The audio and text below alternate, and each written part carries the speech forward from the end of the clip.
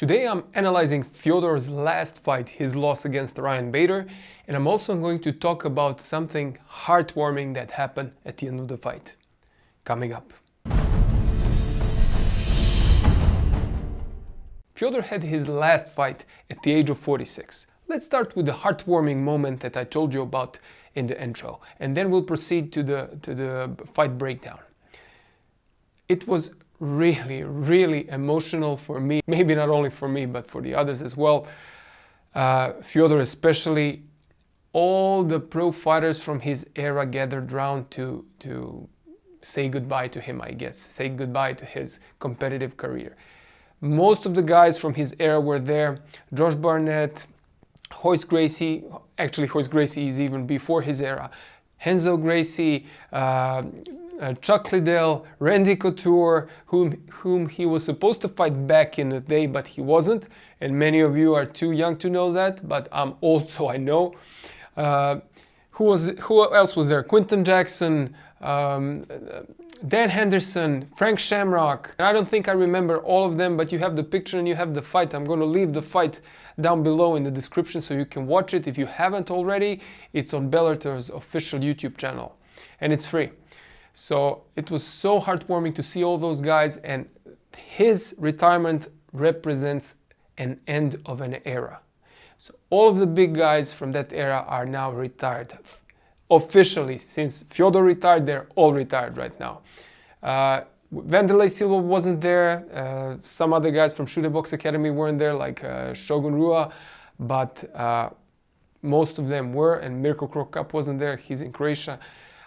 So yeah, that was very heartwarming for me. My beginnings in MMA were connected to watching all those events, the UFC events where those guys appeared, Fedor fighting in Pride and others fighting in Pride too. So it was very emotional for me because I remember all the fights. So I haven't started watching MMA from Conor McGregor. Many people came into MMA, started watching MMA because of him. No, I started way earlier. So I've followed all those guys' careers. Regarding the fight, there are a couple of things to unpack here. The first thing that I've noticed in a fight is that Ryan Bader was just way too dynamic for Fedor. Fedor is he's a deceptively fast and athletic fighter.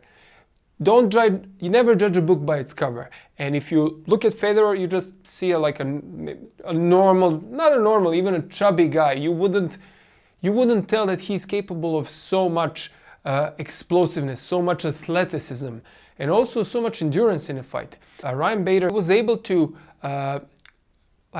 slightly jump up and down to confuse him. Fedor did not know what was going to happen. He was like ducking up and down to confuse Fedor. What's he going to do next?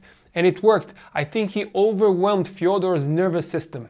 He was quick, he was a little bit jerky, and Fedor couldn't deal with it. And Ryan Bader was starting to punch him with several jabs, hooks, one cross I think too.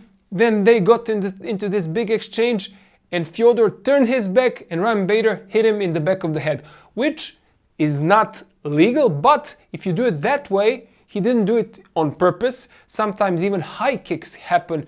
High kicks land on the back of the head, not intentionally. Bader just threw the punch in Fedor's direction, but Fedor turned away at that moment, so it hit him at the back of the head. So it wasn't intentional, therefore legal.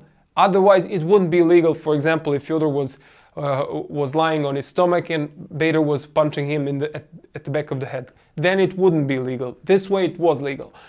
So that was my first observation. Bader's movements were very confusing for Fedor. Sometimes when you step in front of the guy to spar him or fight him, you immediately know he's going to be a handful just by the way he starts moving around, just by the way he starts confusing you with his motions. So that was the case here. Then ground and pound ensued, first from guard, then Ryan Bader managed to get to half guard, and this is one of the I would say flaws of Fedor. I really like the guy. I highly respect him. Really like him as a fighter. We can all learn a lot from him. However, there are some flaws. One of the flaws he has is his BJJ. I don't know if that's I think it was at least before when he was he beat everybody. He had a 10-year winning streak. Who has that? 10-year winning streak. Nobody had. I don't know if any other fighter had that. He had it. So back then, when he was defeating everyone, I don't think he actually worked on his BJJ. He did work on his ground fighting, but I think he was just satisfied with what he learned in Sambo and Judo, which I don't think is enough for MMA. You must learn BJJ, and several times it happened in his career that he was in trouble. Watch his fight against Mark Hunt in Pride. He should, at least on paper, he should have had an easy time with Mark Hunt on the ground, but he was in a lot of trouble with Mark Hunt. Mark Hunt was heavier than him. He was able to reverse the position and rain down some blows. If Fedor had some basic BJJ knowledge like shrimping away, taking the back and stuff like this, he would have had a much easier time. And now he was in a half guard with Ryan Bader, and even before Ryan Bader got the Dagestani handcuff, Fedor had an opportunity to shrimp away, maybe start going for the back or getting up, but he didn't do that. I don't know if he could have done that because Ryan Bader is really good at ground and pound. He's heavy, he's good at controlling people, he's a good wrestler. So I'm not saying for sure that he would get out, but at least he should have tried if he knew how to do that. I'm not sure if he does know how to do that because Sambo is not very big on shrimps and regarding and stuff like this. Either regard, get up, or take the back, and combine those 2 or 3 for the maximum outcome. Even though I have some criticism for his ground fighting, I think he has the best ground and pound, not out of all heavyweights. I think he has the best ground and pound out of all fighters that ever existed. And when I say best ground and pound, I just mean one aspect of it. These are the punches from top, just the punches. I've never seen more relaxed and more explosive punches out of anyone. His positioning might not be the most perfect. His escapes might not be the most perfect. He relies too much on the bridge, doesn't use the shrimp and regard, but the punches themselves, it's like he has a rubber band in his shoulders and he just throws those punches. They're incredibly explosive. Then Bader was able to get the Dagestani handcuff, and that's a really tough position to get out of. Khabib Nurmagomedov uses that a lot, and the referee was right to stop the fight. So I hope Fedor didn't take too much damage. His eye was, I think, damaged a bit, and his face too. Maybe his nose was broken, I'm not sure. It was a great career. I think he should have stopped much earlier than this. He's 46.